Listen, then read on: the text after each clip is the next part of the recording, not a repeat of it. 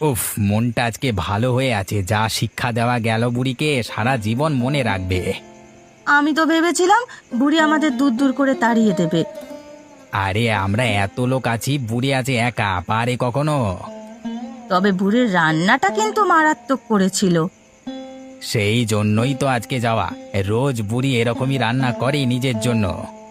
তুমি কি করে জানলে?